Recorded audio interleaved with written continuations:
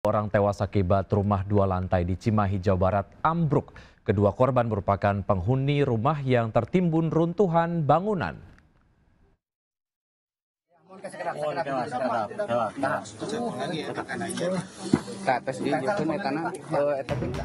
Evakuasi 2 orang yang tertimpa bangunan ambruk di Jalan Raya Melong, Kota Cimahi berlangsung dramatis. Petugas BPBD Kota Cimahi berupaya mengevakuasi 2 penghuni rumah tersebut. Dengan hati-hati, petugas mengeluarkan tubuh korban dari reruntuhan. Hampir 1 jam, korban akhirnya dapat dievakuasi dengan selamat meski mengalami luka. Korban langsung dibawa ke rumah sakit untuk mendapat penanganan medis. Kejadian berawal saat 4 orang penghuni rumah sedang sarapan pagi. Tiba-tiba lantai 2 ambruk dan menimpa 2 orang penghuni rumah. Petugas gabungan BPBD dan warga berjibaku mengevakuasi material bangunan yang ambruk. Sementara seluruh penghuni rumah mengungsi. Untuk penyebab ambruknya rumah berlantai 2 masih diselidiki petugas.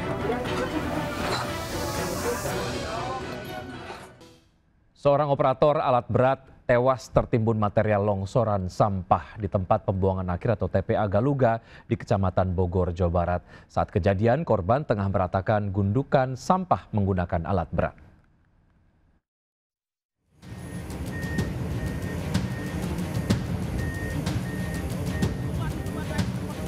Seorang operator alat berat meninggal dunia karena tertimbun longsoran sampah di TPA Galuga di Kecamatan Galuga, Kabupaten Bogor.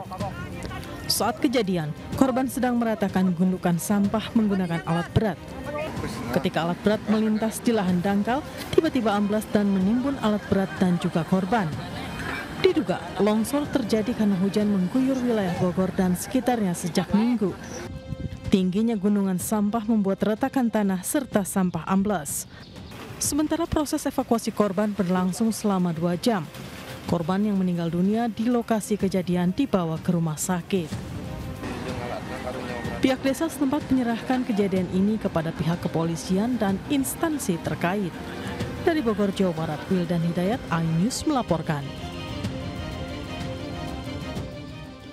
Kesal ditegur petugas usai salah gunakan badan jalan sebagai lahan parkir pengunjung hingga menimbulkan kemacetan. Seorang juru parkir liar aniaya petugas Dinas Perhubungan pada konser Dewa 19 dan Niji di Makassar, Sulawesi Selatan.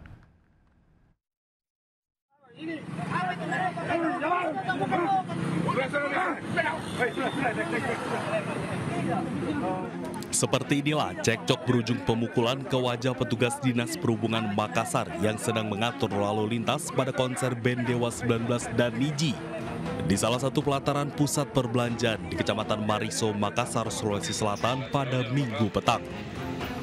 Juru parkir liar memanfaatkan situasi membludaknya pengunjung konser dengan tiba-tiba menjadi juru parkir dadakan.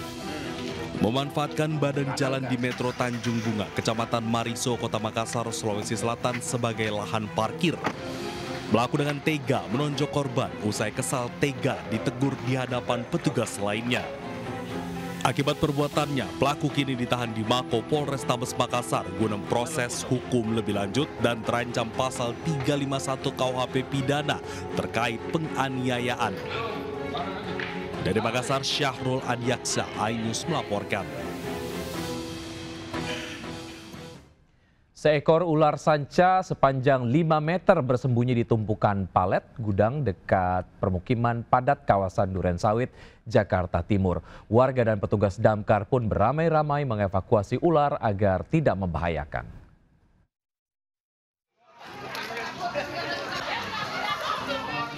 Warga dan petugas damkar berupaya mencari ular sanca yang sembunyi di tumpukan palet di sebuah gudang di Jalan Mawar Merah, Durensawit, Jakarta Timur. Hasilnya, warga dikejutkan dengan kemunculan ular sanca sepanjang 5 meter. Evakuasi pun berjalan dramatis di mana ular melakukan perlawanan dan hendak mematuk warga. Menurut warga, kemunculan ular diketahui pertama kali saat warga hendak buang air kecil. Warga tidak segera menangkap ular lantaran khawatir diserang. Setelah berhasil ditangkap, ular sanca tersebut langsung dievakuasi petugas damkar untuk selanjutnya diserahkan ke pihak BKSDA. Dari Jakarta, Rio Manik, iNews melaporkan. Ya, pemirsa, siapa juara macet di kota Jakarta kalau bukan Jalan TB Simatupang? Kawasan perkantoran di Jakarta Selatan itu tak memiliki daya dukung jalanan yang bisa menampung ribuan kendaraan.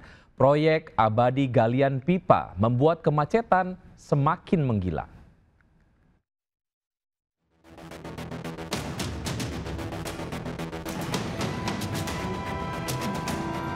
Gali-gali terus nyari apa sih? Inilah kondisi Jalan TB Simatupang, Jakarta Selatan, sang juara macet kota Jakarta. Senin sekitar jam 5 sore, ribuan pengendara berjejal merayap kena macet berjam-jam. Seolah belum cukup lelah bekerja seharian, warga Jakarta harus punya stok sabar menembus titik-titik kemacetan. Di antaranya di depan gedung Nestle, di Simpang Kebagusan, di depan Cibis Park dan depan pom bensin. Kemacetan bahkan masih parah menjelang maghrib dan isya. Terutama jika turun hujan di kawasan ini, akibatnya tak sedikit pekerja harus menunda pulang hingga 3 jam menunggu kemacetan mereda. Sebagai kawasan yang dikelilingi ratusan perkantoran, Jalan TB Simatupang Jakarta Selatan ini tak memiliki daya dukung memadai. Ruas jalan hanya 2-3 lajur, tapi dipaksa menampung ribuan kendaraan per jam. Ditambah parah karena sering ada proyek galian pipa yang memakan sebagian lajur jalan. Seorang warganet bahkan meluapkan kekesalan soal proyek galian tiada akhir di kawasan ini. TB Simatupang jalanannya kecil, motor mobil segunung, di depan Cibis ada galian lagi. Gali-gali terus nyari apa sih? Ada antam, ada nikel, ada apa sih? Kekesalan warga soal macet TB Simatupang juga ramai di media sosial sejak kemarin. Warganet mengaku lelah, dilanda macet pagi, sore dan malam gara-gara proyek galian yang memakan setengah badan jalan. Tak hanya sehari 2 hari, tapi bisa berlangsung sebulan lebih. Kepala Dinas Perhubungan DKI Jakarta Syafrin Liputo mengakui ada proyek pemasangan pipa limbah sepanjang 2,5 km di Jalan TB Simatupang, mulai dari Simpang Cilandak KKO hingga RS Fatmawati. Pemprov Jakarta menempatkan puluhan petugas membantu mengurai kemacetan di jam sibuk pagi dan sore hari. Tim Liputan iNews melaporkan. Pemirsa, media sosial tengah ramai membahas kehadiran trailer film animasi merah putih One for All. Film yang rencananya tayang pada tanggal 14 Agustus 2025 banyak mendapatkan respon dari netizen karena kualitasnya dianggap jauh dari animasi-animasi buatan Indonesia.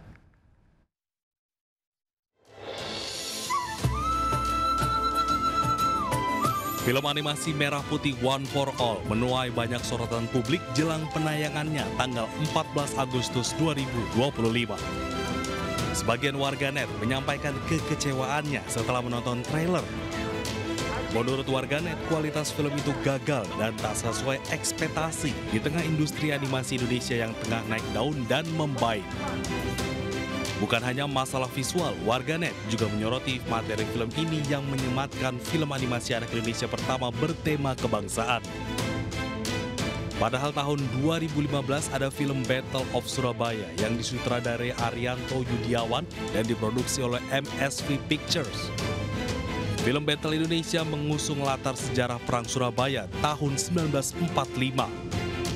Film ini bahkan mendapat penghargaan dari sejumlah festival internasional. Film animasi merah putih One for All sendiri menceritakan tentang kisah 8 orang anak yang mencari bendera merah putih yang hilang. Anak-anak itu kemudian berkelana mencari bendera tersebut hingga menyusuri hutan dan menghadapi banyak rintangan. Film ini ditulis dan disutradarai oleh Endiarto dan Bintang Takari. Diproduksi oleh Perviki Kreasindo bersama produser Toto Sugriwo. Mengenai kehebohan warganet, produser Toto Sugriwo bicara melalui akun Instagram pribadinya, memberi komentar perihal kritikan yang dilayangkan. Senyumin aja, komentator lebih pandai dari pemain.